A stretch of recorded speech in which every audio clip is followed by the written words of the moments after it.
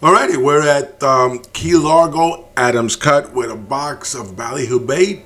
We also have a bag of silver sides that we're going to be using also to catch here.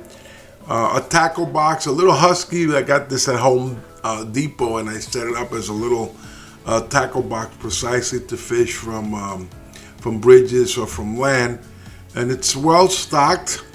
You need a nice medium rod. You can buy that at Walmart. I would put the 15-pound test with maybe 20-pound fluorocarbon, about 3 feet. And these are the jigs that I use here at Adams Cut precisely, and on the bridges here at the Keys to catch mangrove snappers. I'm very happy with this setup. It's produced for me plenty of fish, as you're going to see in this video. I have caught some of them. Now the size, depending, like I said, on the current, will be the weight also, because if there is a large current or a fast current, you want to be able to adjust your jig accordingly. It's a little bit bigger, and I don't think the color makes any difference. And if you need to add weight or set up something with a weight, you will carry. So take a look at this little box. Like I said, this is from Home Depot, and it's a husky setup, or a husky brand. Don't forget your Florida saltwater fishing license. This is an area, by the way, Adams Cut in Key Largo, where they do check periodically.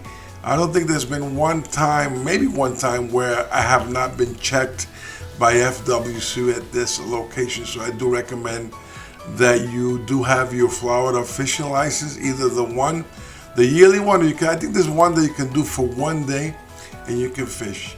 The mangrove snappers are 5 per person. I put minimum here 12 inches. This is a mistake. It's actually 10 inches. 10 inches. 12 inches, to be honest with you, is a good size. I don't keep the 10 inches because it really doesn't give me a lot of meat to eat. This is the location right off the highway. There's a walking bridge here. So basically, here's just a little general idea on how you can go fish in the Keys. This is a comfortable area, to be honest with you. I like it because it's roomy. Not too many people are here, and when people do come, every time I've been here, they've been respectful of the space. Not many tangles, if any. And this is an area that I will recommend. You can spend half a day here fishing. The current here can get a little bit strong. As you can see, it's moving a little bit now, maybe 2 to 3 miles per hour, the current. And there's space here. If you walk down a little bit towards the pedestrian bridge, you will see that there's a couple of little areas that you will be able to set yourself up and fish. Mainly, your main target species is going to be mangrove snapper. This is what's pretty prevalent in this area. You will find a barracuda here and there. Some nurse sharks do sometimes patrol this area, and I've seen tarpon. Like I said, sharks also can be seen here. Not only the nurse shark, but I've seen some gray shark. I don't even know what they were. But this is the area. You just need to be careful. There is no barrier, so if you slip and fall, goodbye. Well, anyway, here is a few of the catches that we had, and I want to show you what we did.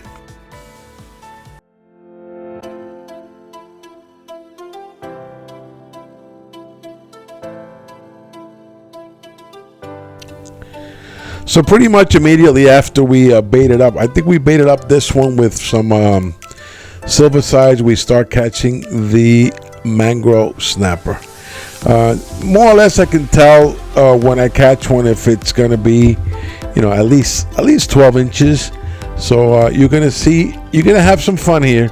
You will be catching a lot of smalls, but you will get some that will be the size for you to be able to keep. Remember, it's 10 inches, 5 per person. And I usually, like I said, I keep anything that's 12 inches or bigger. That's what I've been keeping. That's what I'll be keeping today. I don't like to keep the smaller ones, even though they may be legal. They do, 10 inches doesn't give a lot of food. As you can see, there are boats that pass by every once in a while on this canal. This canal connects, like I said before, the Atlantic Ocean with the bay side, the Gulf side, for those that don't know. And it's a handmade or man-made structure.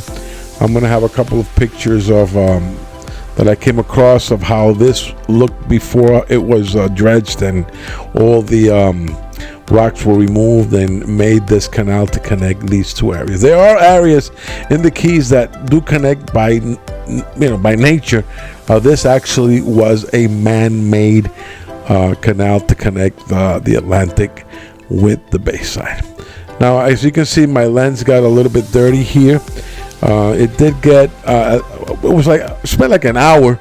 I only filmed a few here and there, but it was at least an hour of continuous mangrove snappers. And here we go. We continued fishing, and we got some more snappers one after the other. You can see the little yellow rig definitely works. Well, enough blah blah blah. I'm gonna go ahead and just let you look at the captures, and I'll be back to share with you a little bit of the history of this location and some pictures. So stay tuned. Thank you for tuning in to Florida for Fun Show. Remember, if you haven't subscribed, subscribe, put that thumbs up. We have about 50 something videos. Check them out, and don't subscribe now. Check the videos out, and if they're of your interest and you think that you will enjoy them, go ahead and subscribe for me. I really would appreciate it. So let's go ahead and continue.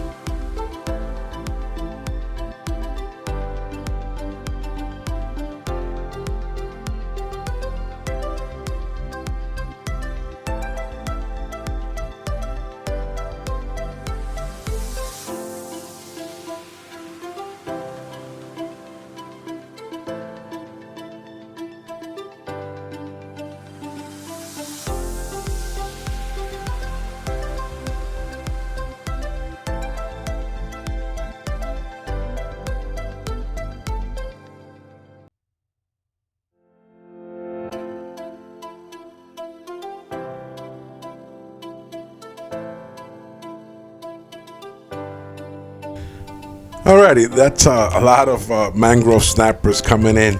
Now, this is the entrance to the location after you get off the highway 103.6. Remember, mile marker 103.6 Key Largo. This is where you can, there's parking space here. You can actually park, and you can see this what it is, and the picture that you just saw pop up, that's what it was before. Look at that. They dredged it. They dug the hole for the canal. And this is what we have. This is the water. that was able to be joined from the Gulf side and the Atlantic to make it an easy crossing for boaters that want to go from the Atlantic side to the bay side here in the Keys. Look at that. That's amazing. So just a little history, a little fun history for you, a little knowledge, and maybe some conversational piece when you talk about your adventures in Key Largo, Florida, and in the Florida Keys.